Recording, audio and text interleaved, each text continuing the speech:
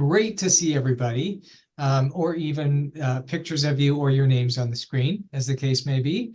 As Brian said, I am Jason Robison. I'm the Chief Program Officer for SHARE, the Self-Help and Recovery Exchange, which is a peer-run organization in Los Angeles, California, and was the first peer-run organization to have a contract with the LA County Department of Mental Health. We currently have contracts with the departments of mental health, health services, public social services, the Los Angeles Homeless Services Authority, and the state of California, where we are a trainer and we've trained about 1,000 people in the state of California in our advanced peer services curricula. And so we've trained and placed people in employments in about 30 counties in California. So I am presenting, we got published. We did a project that was published, yay. And I'm going to talk about that process because we have for a long time worked with the research community to both kind of incorporate research into our practices and then to have our practices inform the kind of research, because we're deeply committed to one, committing ourselves to practices which have demonstrated outcomes, and two, making sure that those outcomes are out in the public and are accessible so policymakers can make decisions based on what works and what's shown to work. And so let me share my screen now. And you, as Brian said, you can put questions in the chat. And thank you, Don, for the congratulations. Just so to let you know too, so I'm going to talk about what this process was of getting this program, this research kind of project underway and the path to publication. And it took years. We started with a grant from the state of California that was essentially where this conference was born. It was a grant to do training in the supervision of the peer workforce. And from the beginning, we knew we wanted to show some outcomes. And so now I said I was going to share my screen. So let me share my screen, but I'll miss all of you, but here's the screen. Okay, here we go. So because we've been working with the research community, and particularly the Society for Community Research and Action, when we got this grant, we reached out to people and said, hey, we'd love to do this project. And we used some of the funding from the grant to train supervision of the peer workforce to bring in researchers and to do this randomized trial. And like I said, it was important to us because one, we want to know for ourselves whether or not what we're doing is successful. Two, we also want the success to be out there so that people can see it and learn from it and potentially implement it themselves. So the Supervision of the Peer Workforce project started, and this is essentially our conclusion, is that the training of the supervisors increased the value that organizations gave to peer support work, which may help improve peer support worker retention and outcomes among those served. We think that's a really significant outcome, right? That we can impact both retention among peer workers and outcomes among those served by having effective supervision of the peer workforce.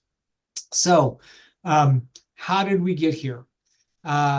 what we did was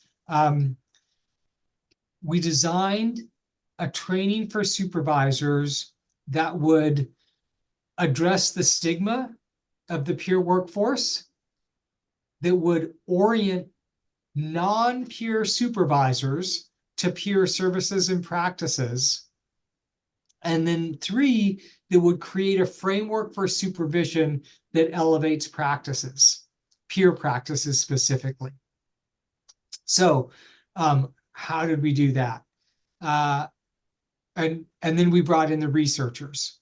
And so the researcher was Lewis Brown from the University of Texas, El Paso, who's been doing a lot of work over the last 10 to 20 years in community-based services, mutual aid groups, peer services. And so we did a cluster randomized trial that evaluated the training's efficacy among peer support workers and their supervisors at 85 distinct mental health service sites in California. So what we did was we brought in the supervisor of peer services and the peer support workers and trained both in the comprehensive training. And on the right, I'm talking about the findings are the same from the last slide. So it was important to us to train both supervisor and peer worker together, because we thought that that would strengthen that relationship and orient that relationship around the specific practices of peer support that we were talking about. So some of the issues that came up as we were trying to recruit, so our first barrier or hurdle was, we get the funding, great, we got the grant, we're going to train a bunch of supervisors. Well, we wanted to train supervisors from, we wanted to develop something that would have the most significant outcomes at the end. So, for example, when we're working with a researcher, the question is, well, if everybody that participates is from a directly operated site, there's potentially more significance there because there's more uniformity. So at first, we reached out to different directly operated sites within LA County Department of Mental Health, and there were a bunch of issues. There were some sites that didn't want to participate. There were some sites that said they didn't have any peer workers, even though they did.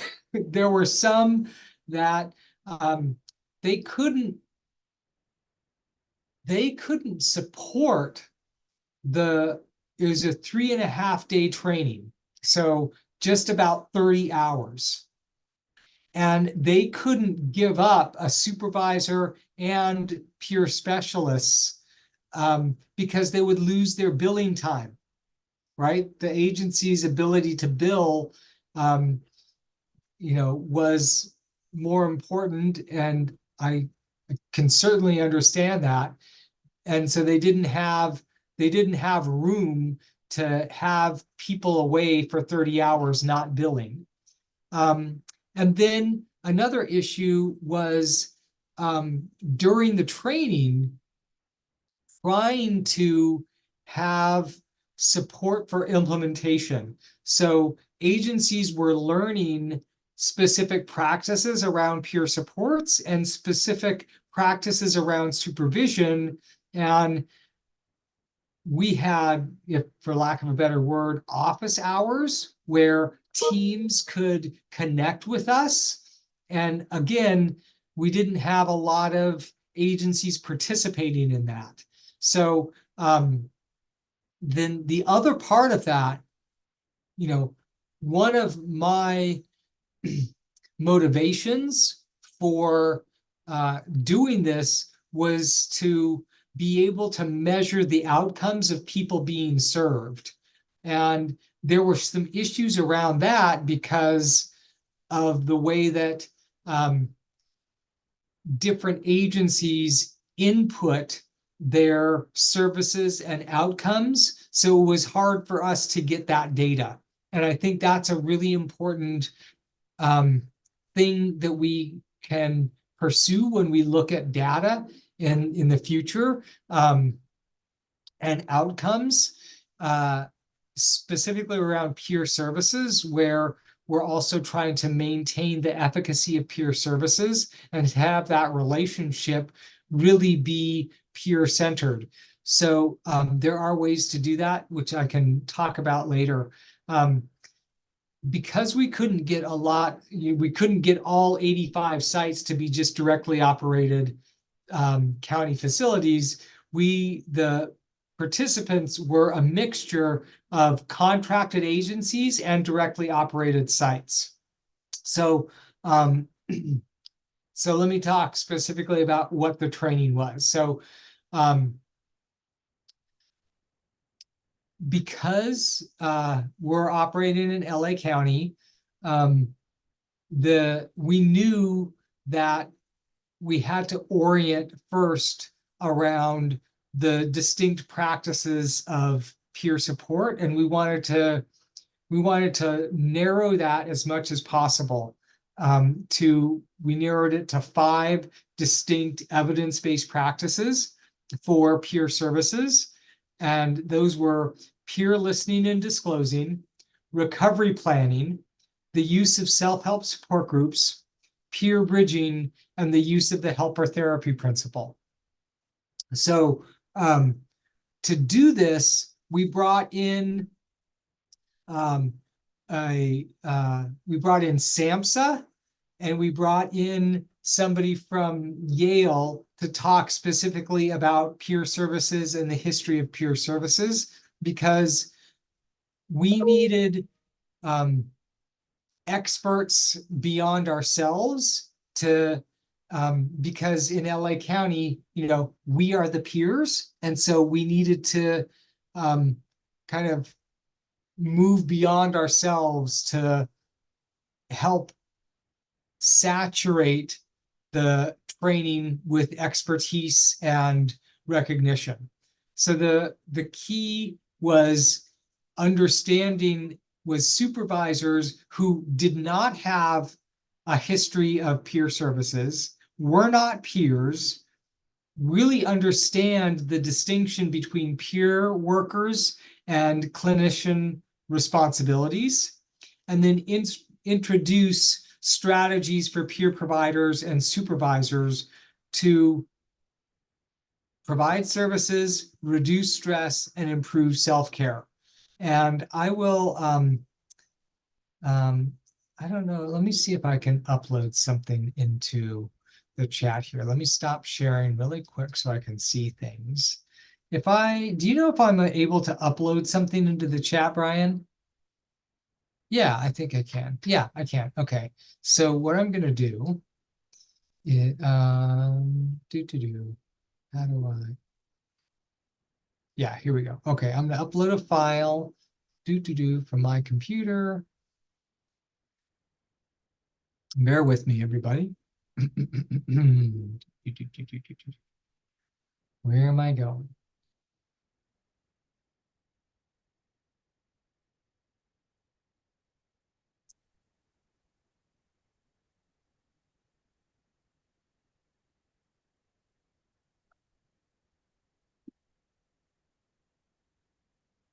Okay, there we go. So it's buffering. It's there. Okay. So the distinct practices, I put the handout that we used in the training in the chat so people have access to it.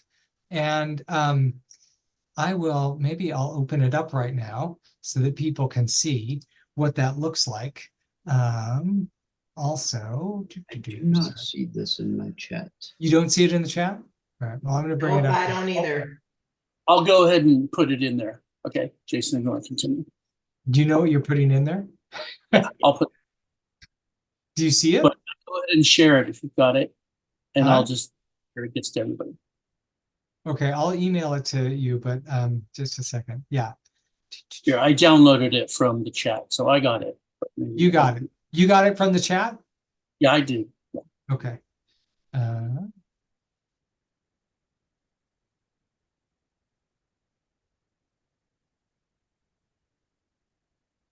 All right, so there you go.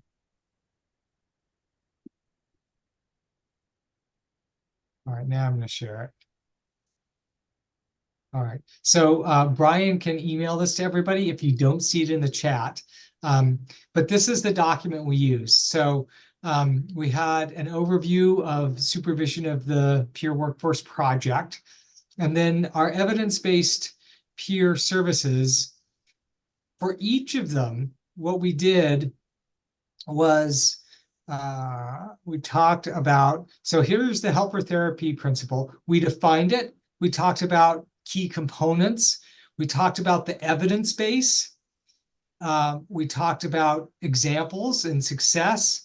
And then for the supervision element, we distinguished what we called practices of high recovery helper therapy principle and low recovery helper therapy principle, so that there's a kind of criteria for both the peer worker and the supervisor to assess the quality of that practice. So then, here's peer listening and disclosing, definition, key components, the evidence base, and examples, and then the kind of the metric for assessing quality. So we did that with recovery planning as well. And then there's the kind of the metric for assessing. This is part of recovery planning, is the kind of plan for success, self-help support groups, the evidence base, and then here's the criteria for assessing quality. And then we did that with peer bridging as well. So if you can't get it through the chat, Brian's going to email this to everybody. So, but I just wanted you to have I wanted you to have this. This is what we did. This is how we trained people.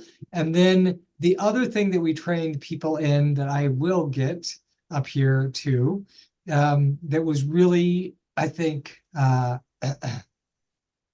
important, especially for those supervisors that lacked any kind of orientation toward what was going on with peer services, let's see here.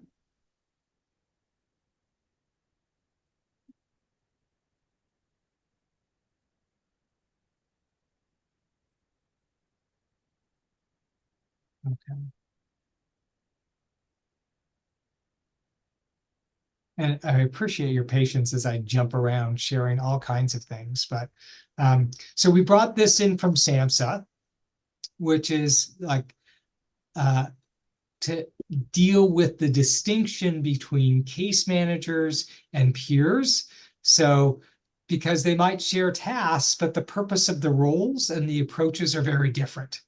And we needed supervisors to understand that distinction. So while a case manager might drive a person to an appointment, a peer might drive a person to an AA or other self-help support group. The difference is that the peer might stay and participate in the AA meeting, and most case managers are not able to do so, right?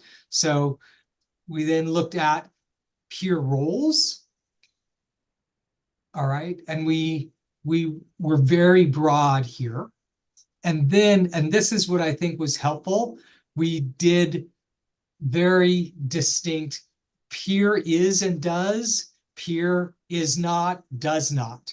So we had these really clear criteria for supervisors to be able to approach the work that, again, right, is coming from SAMHSA, which is, seen as the expert, whereas we as a peer-run organization might be seen as the peers. So we brought in SAMHSA as added expertise. All right. And then going back here. So that was session 1. And that was an 8-hour session, and we tried to make it interactive.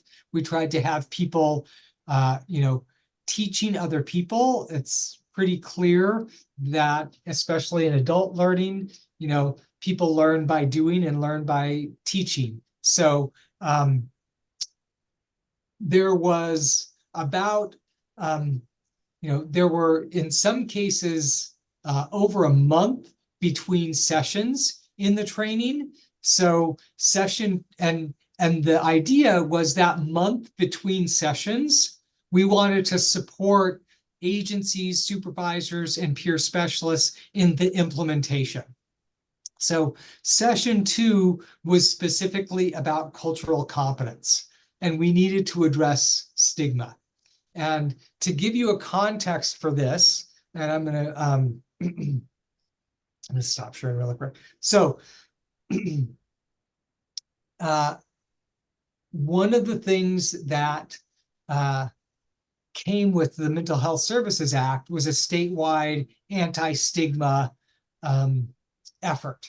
And one of the things that California did with that anti-stigma effort after the passage of Prop 63 was a statewide stigma survey. And one of the things that they found in California was that there was more stigma against people with mental health issues within the Department of Mental Health than there was in the general population. So if we're training supervision of the peer workforce inside that system, we have to deal with stigma. And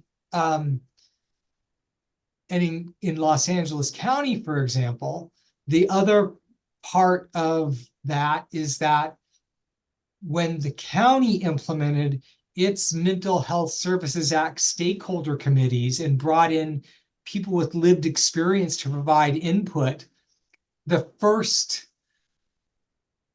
point of advocacy in those sessions were for people receiving services to have access to the same bathrooms. Like there was, staff got to use bathrooms, clients or patients did not get to use bathrooms. So we had that very fundamental exclusion kind of process at every level. And so to address that, we used something called Becoming an Ally, which is a set of trainings and practices from the Southern Poverty Law Center that talks specifically about othering and ways to address othering to strengthen relationships, because the supervisor of peer support specialists has to act as an advocate for not only the people they supervise within that system, where the staff that they supervise may be the targets of stigma and discrimination. The supervisor also has to act as an advocate for peer services themselves. So they have to be able to recognize othering and stigma when it happens, and they have to be able to speak to it in a way that strengthens the relationship and the practice of the organization, because, what happens when you call somebody bias? They say, no, I'm not, right? So we had to give some people some tools around that, which was why we used the Southern Poverty Law Center's practices. And we specifically use practices of dialogue rather than debate. So that was session 2. And then, we had a break between session 2 and session 3, and we supported people in the implementation. And then we had session 3, which is the trauma-informed developmental model of supervision. So here, what we were doing is emphasizing the supervisory relationships are relationships between allies, right? We had to address the kind of all the issues that come up around authority in supervision. So helping the supervisor, one, learn the practices for supervising peer support, understanding the work of peer support, and then strengthening the relationship with the experts at providing peer support, which are the peer support staff, and having some cooperative learning so that the supervisors and the peer staff are strengthening their own relationship around the delivery of the service. And that both supervisor and peer specialist have tools to address the trauma that comes up in, there's vicarious trauma in providing services. There's trauma from both sides of the supervisory relationship often. So one of the things that we used was we used the ACEs survey, and we use the ACEs survey is the Adverse Childhood Experiences Survey, so that it was really clear that it wasn't just the people with lived experience, the peers that had trauma. It was everybody in the system. Supervisors were dealing with their own trauma, and that we had to address that and how it could impact relationships where power and authority is present, and give people tools to manage power and authority on every side of that relationship. So then together, supervisors and peers developed their own trauma-informed developmental model of supervision to assess their own work as it existed in the agency. So for example, let me stop sharing this really quick. When I shared the peer services handout, right, where we had the kind of criteria. So this might have, the critical ingredient for one critical ingredient of peer bridging: integrating support, high recovery, low recovery, respecting differences, high recovery, low recovery. We did something similar for these teams where they could develop not only for the practices of peer support, but for the other areas of tasks and responsibilities, exactly how performance and competence was going to be measured, with a specific eye to the well-being of those being, those receiving peer services. So they created their own kind of assessment for how they're looking at performance. And then in the month between session 3 or session 4, or the time between session 3 or session 4, we supported teams in how they implemented that and kind of the design. And then we went to session 4, which was a half day, where we brought in another organization that helped participants with understanding how the stigma works in their lives. So again, teaching people to recognize stigma within and around them, and gaining awareness of stigmatizing comments and behaviors, and then applying how that impacts the work and the efforts to reduce stigma in the workplace. So after all of this, kind of I'm going to go back, so we get our results, but when we look at what we're doing, a randomized trial. So the way that worked is that the research team had an assessment criteria, essentially a survey, and they did a set of questions before people were trained and a set of questions after people were retained, and they achieved this significant result in that there was results suggest the training helped change organizational culture to be more supportive of peer support workers and to create more equitable relationships between service providers and recipients. The training helped supervisors and peer support providers recognize and address barriers to successful inclusion of peer support workers. Further integration of the training's principles into practice may strengthen peer support workers' capacity to improve the quality of life and recovery of individuals they serve. So this is actually a paragraph from the publication, and I include that because I think it's really important. And, so coming out of the research project itself, the evaluation and the publication, we try to then,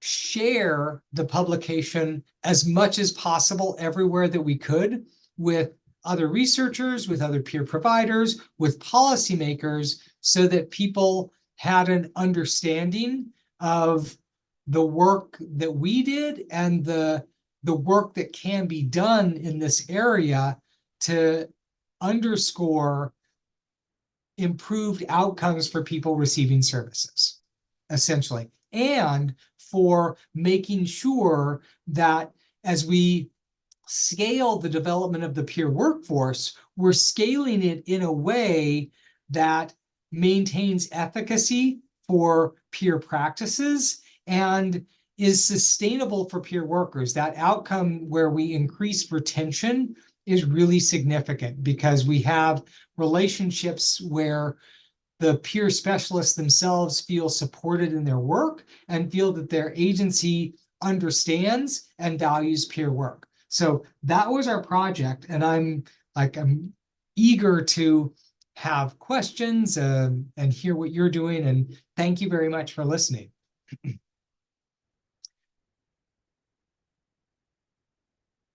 Question 1. Let's see here. Okay, Brian's giving me a list of questions. I'm sorry. Where can I get the list of does and does not? I'm going to email these things to Brian. I will also see if I can upload this into the chat for people.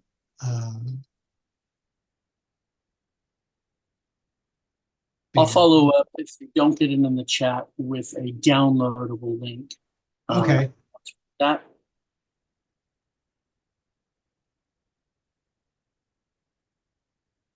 Oh,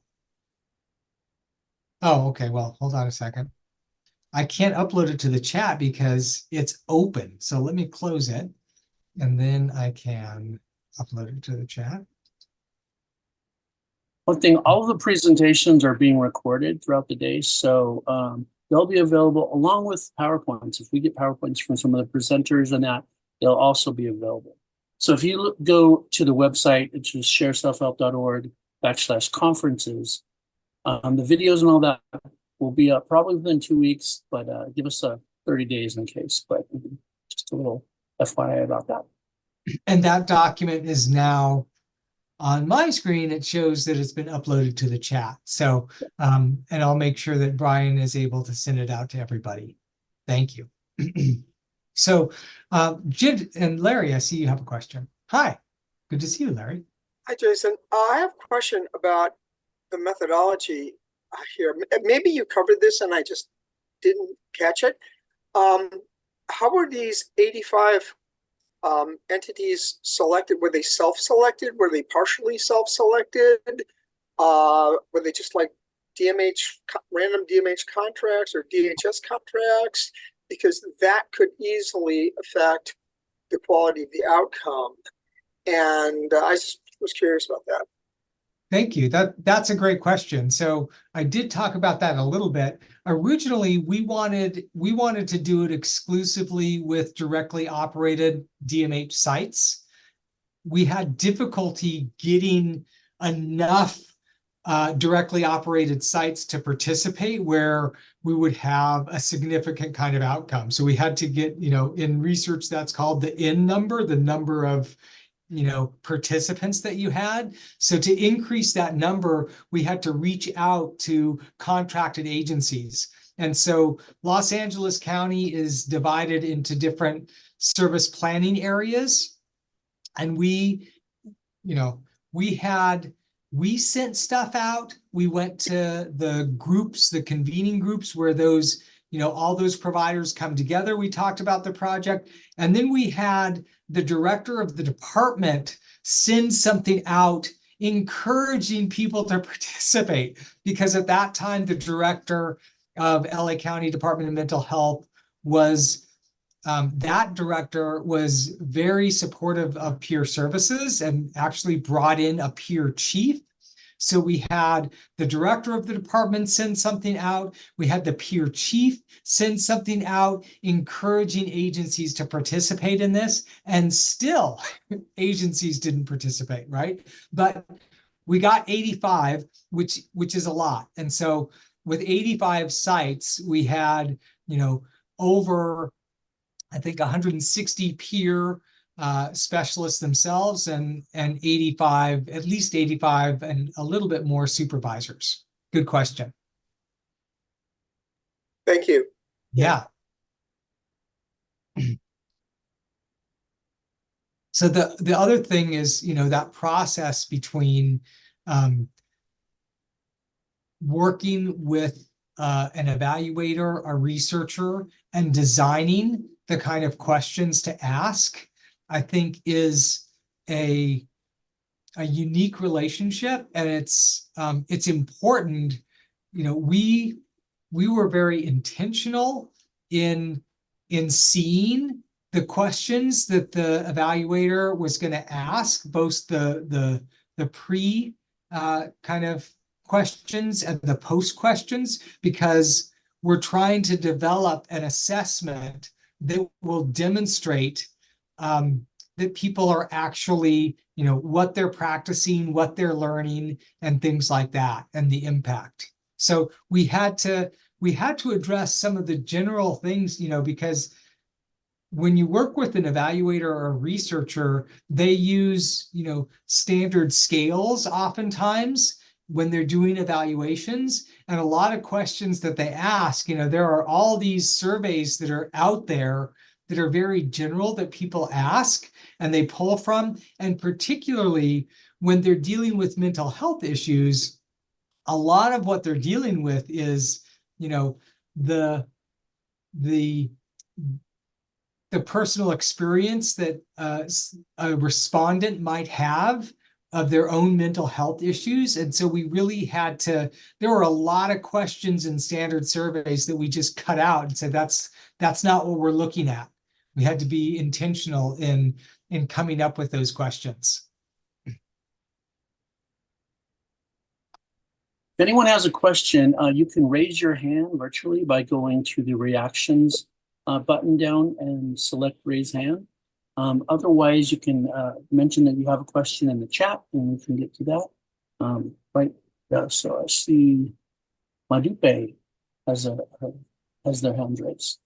Thank you very much. The details were particularly interesting, as was the fact that the stigmatization seemed to stem more from people you would expect to understand better. However, I wanted to ask if any of the questionnaires or methodologies mapped outcomes from a perspective of task deliverables and the quality of those deliverables in the assessment, and to what degree that played any role. Yeah, that's really where we wanted to get, right? And so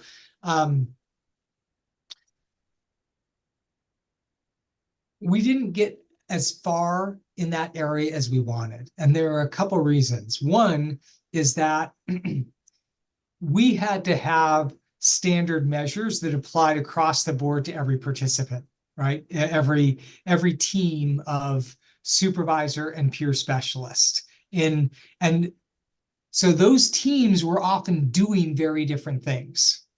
Some of the teams were outreach and engagement teams. Some of the teams were on a mixed, team with clinical and peer services. Some of the teams were in a client-run or wellness center.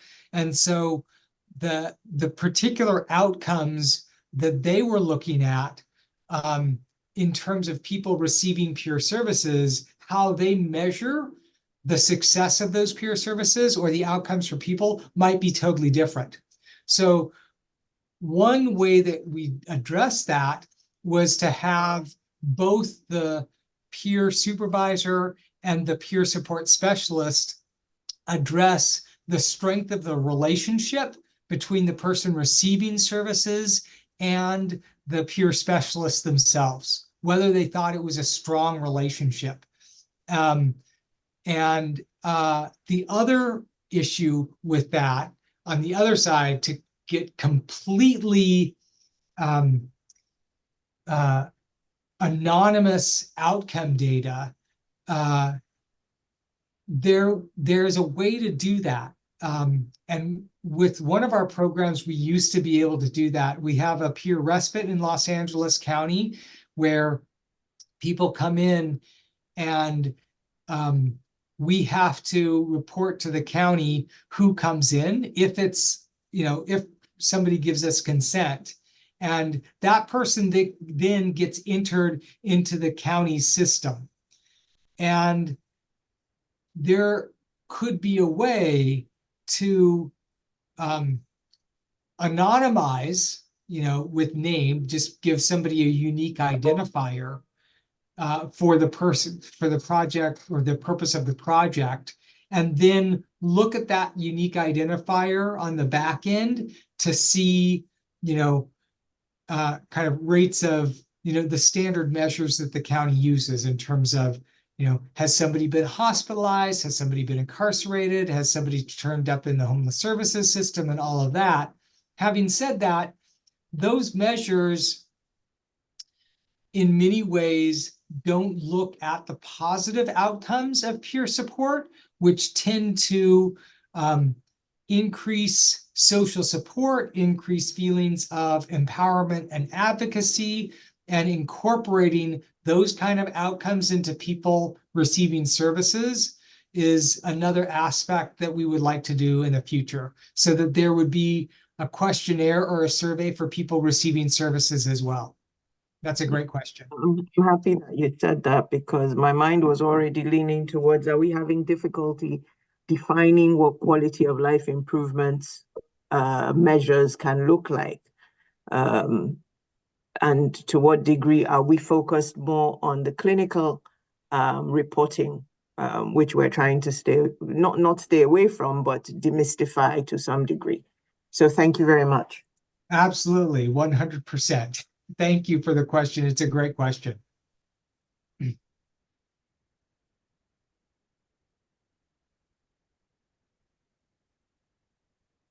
Again, if there's any other questions, please go ahead and raise your hand in the reactions button, or just say, I have a question if you'd like to ask it. Just put that in the chat. So, yeah, and I see Larry.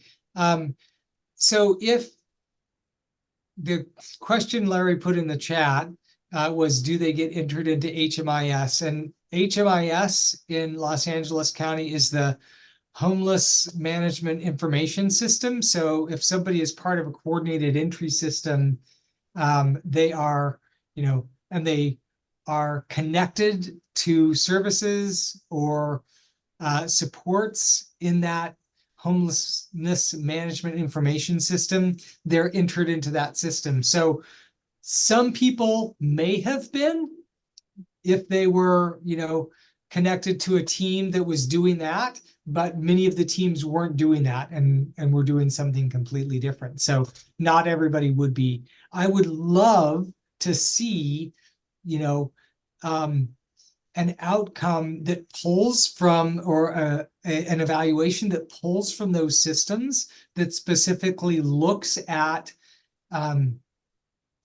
people that are connected to peer services versus people that aren't connected to peer services. And we've tried for 10 years to get our local continuum of care lead to give us access to that so that we can do that. We've also, Notre Dame University has a robust evaluation project that works with providers all over the country. Notre Dame has tried to get access to that, and to this point, the continuum of care in Los Angeles has not been interested in giving, anonymized access to their outcomes. Yeah, the reason I asked that question is because I work with HMIS every day, and the whole system is structured in a way that is definitely not peer oriented. It is social services oriented, in my opinion. Yeah. I have difficulty with it. Yeah. And one of the issues that comes up in any time one is embarking on this pathway is what's going to be measured and how to do that, because our systems don't necessarily measure, to 𝗣𝗿𝗲𝘀𝗀𝗀𝗍𝗍𝗍𝗍𝗍𝗍𝗍 don't measure the things that we're looking to do necessarily, right? And the HMIS system in particular is, they're making sure, they measure data quality. They want their providers to have a 90% accuracy in data quality. That means making sure that somebody's driver's license is uploaded, their birth certificate is uploaded, all their documents are uploaded. They're not looking at, is that person experiencing feelings of empowerment? Is that person feeling that they are connected to social supports? Is that person feeling that they have agency in their lives? They're not measuring any of that. So bringing in those kinds of metrics and ways to measure that in our programs, in our systems, I think is really critical to kind of the data that we can give to policymakers and funders and all of that. And I see 𝗣𝗏𝗏 has their hand up. Yes. Larry just asked the question about the HMIS. Now, as peer support specialists within our scopes, right? Why would we be using HMIS if we're just, because the reason why I'm asking is because, based on the very first training, I may have this confused, but it was speaking about the inclusion of lived experience versus peer support, right? And the funding. So right now, the peer support personnel have expanded their duties beyond their training, right? And they're not getting paid for it. So by Larry working with the HMIS, which is a system helping people find housing, shouldn't that be the case manager position, and him just, guiding the individual with his specific training as a peer specialist? Thank you. Let me take that, Larry. Thanks. What I do, Larry, sorry, let me answer that really quick. Thanks. That's a great question, 𝗍𝗏𝗏𝗍𝗏, and it goes to how we maximize efficacy for peer services.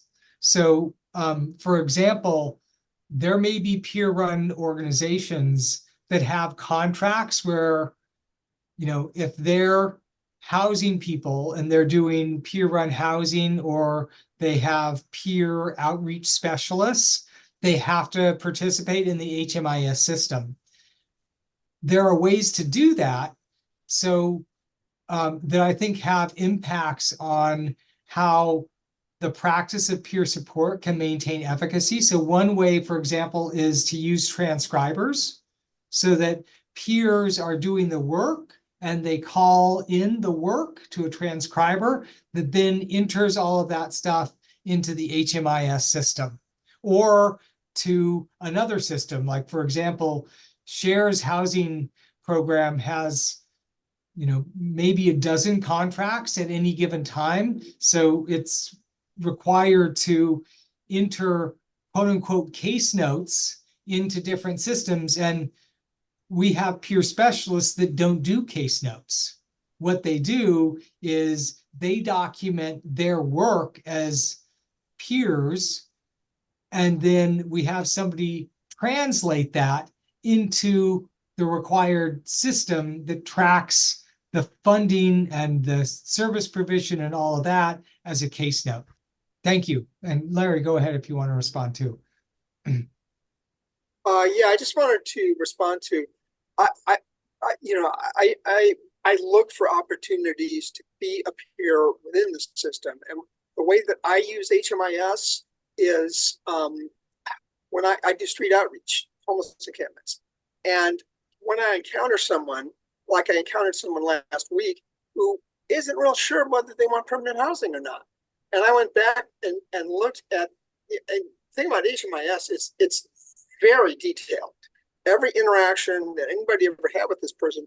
And I saw the 15 or 18 case managers who disappeared on this person. So that tells me my first job is going to be working really hard to build trust with this person, to show up for this person as a peer. Okay, I can use HMIS as a tool to be a better peer. Unfortunately, it is structured in such a way that it is very social service oriented, but there are ways in which I can extract information from that to be a better peer worker. I just went for that. The difficulty that I face as a peer specialist and as a supervisor of peer specialist services is that when I'm looking into that system, and that system includes all these assessments, and it might include a diagnosis in some instances. It might include all kinds of information that then clouds my orientation as a peer and makes it more difficult for me to connect to that person through mutuality, because I've got all this stuff that's case management stuff in my head. And so in interacting with those systems, I think it's really important to have a process to acknowledge that and mitigate that impact. And I want to say there's 𝗣𝗿𝗲𝘀𝗲𝗀𝗲 has a question. When supervisors do evaluations of peers, can the peers write how they feel about their job? And I think that is really important. I think that's why when we designed this metric for assessing performance, we did it in a way that it included input from the peer specialist and from the peer supervisor, so that both sides of that could bring into what's measured what they feel is important. And I think it's essential that peer specialists be able to talk about how they feel about their job, especially how they feel about it, the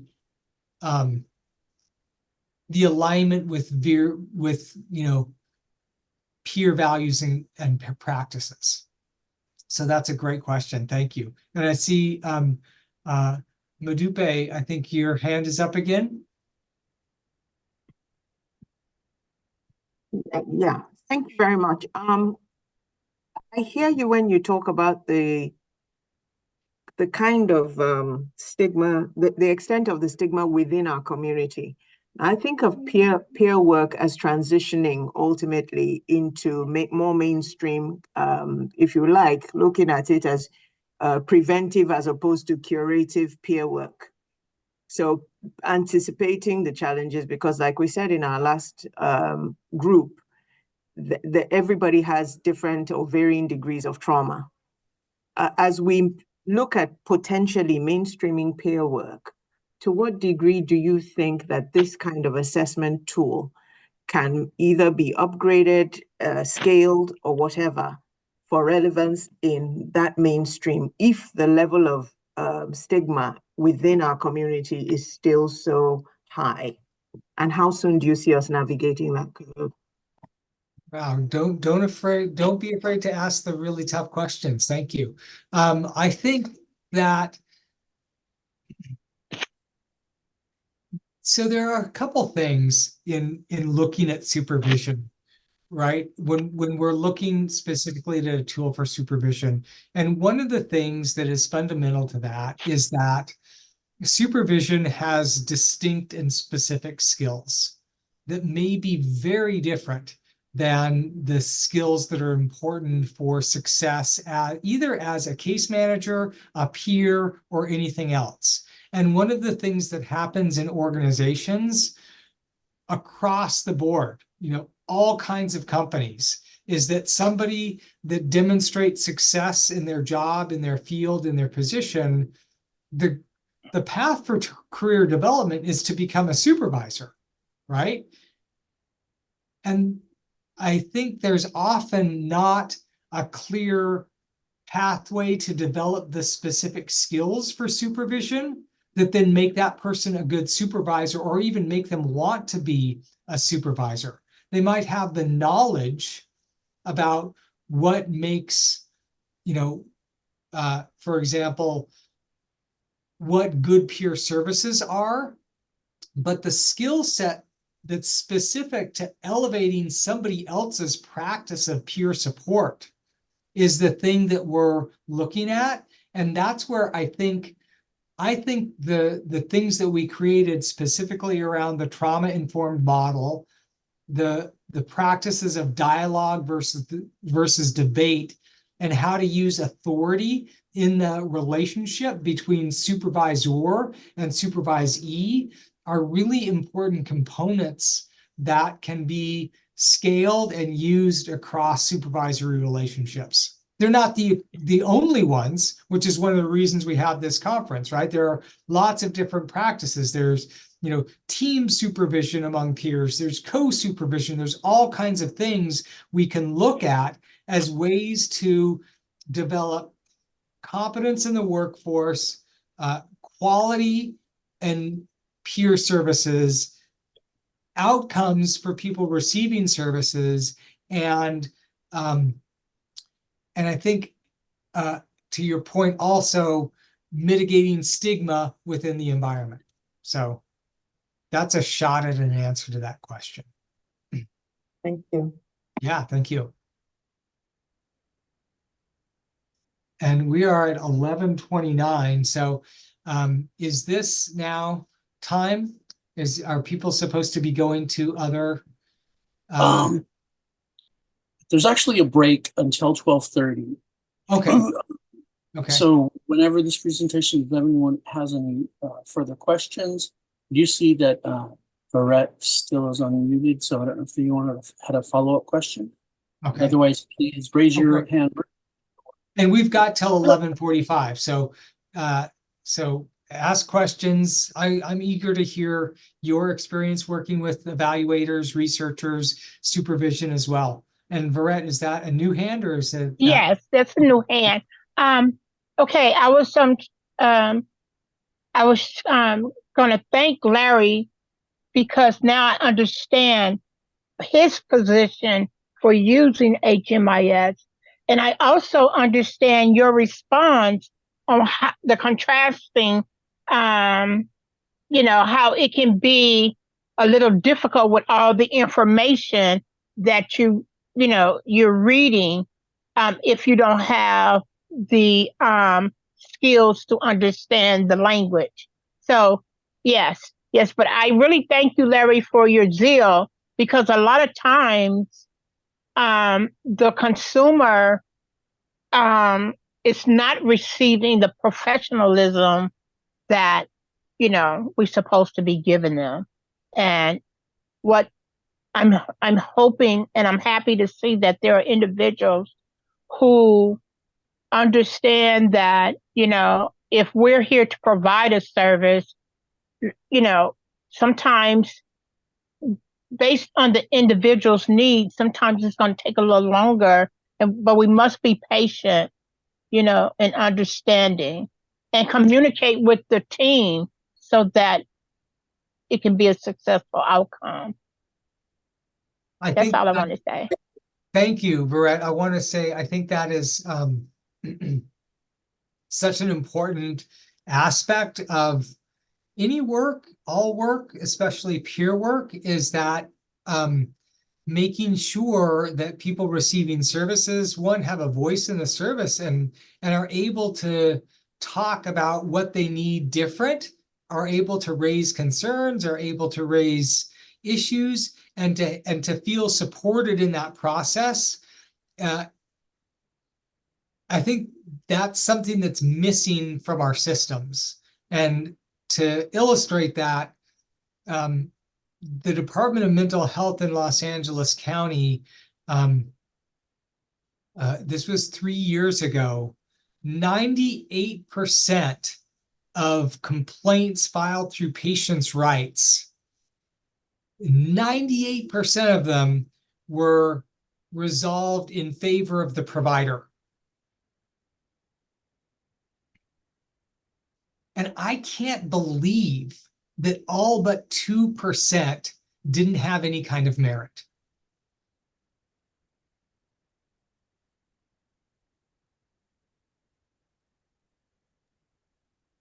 See, yeah, that's pretty surprising. Yeah. And we will have the certificate of attendance. Larry's put it in the chat, or not Larry, sorry. Brian has put it in the chat. And Brian, if you cannot access the documents that I put into the chat, you can email Brian with a Y, brian@shareselfhelp.org, and he'll get you those documents. Are there any final questions?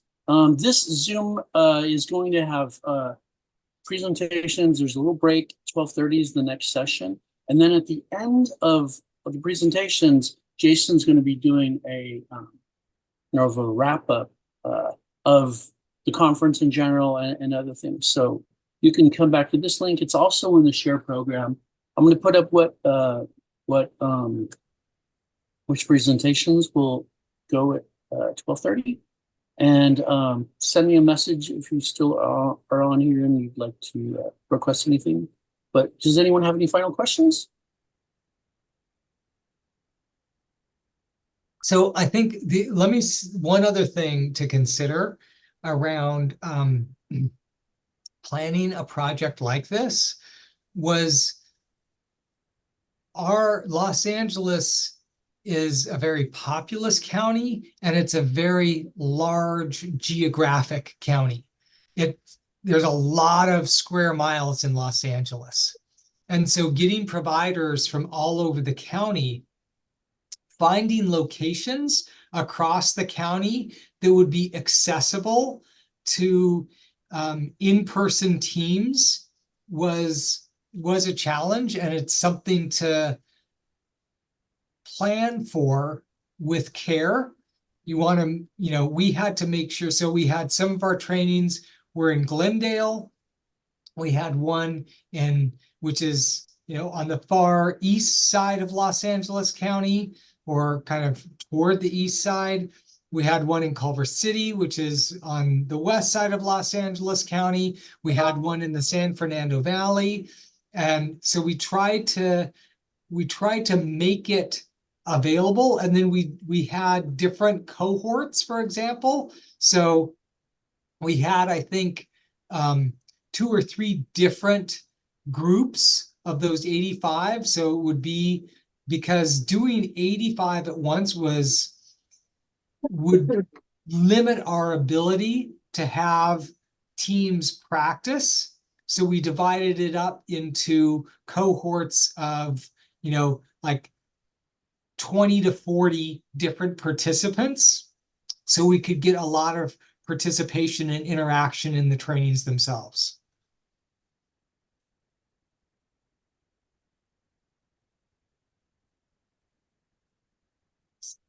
See? Yeah, thank you. My pleasure. Happy to have you here.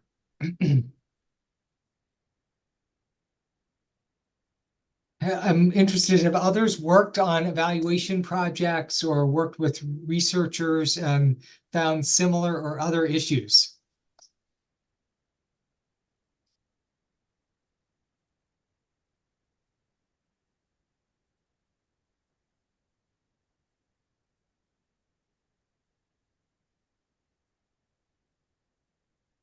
Anyone like to comment?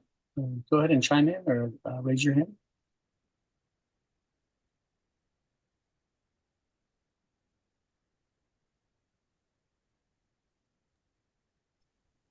Well, I would like to invite everybody, to reach out if you have an idea for something you'd like evaluated. Let me know. We can connect you to people at the Society for Community Research and Action. This is the group of and our researcher, Lewis Brown at the University of Texas, El Paso, is a member of the Society for Research and Action. They're the people that study community. And so a lot of the research around peer support and self-help support groups happens through them. And if you're interested, I can make introductions if there are people that are interested in working with evaluators, academics, researchers, because we need more data, right? And it really helps, I'll plug it. It helps our organization in that we reach out because we have all these people that, researchers have access to. We serve thousands of people a year, and if they're looking to do a project, we can hand questionnaires, surveys out to people in our housing, people at our community centers, people at our peer respites, right? So there's a great kind of interaction that can happen between peer providers and the research community, and then can support the practices of peer support and the relevance of peer support in our systems. So let me know if you're interested, and I'll make introductions to people at the Society for Community Research and Action. Brett has a question. How do I become a member? Go to their website. I don't know what, I'm not a member. I don't know what their qualifications for membership are. It's usually, just to let you know, the Society for Community Research and Action is Division 27 of the American Psychological Association. So it's affiliated with the APA. Wish everybody all the best. Enjoy the conference. Thank you very much. It's great to see all of you. Please reach out and, connect with evaluators and research so we can demonstrate outcomes for peer services. All the best, everybody.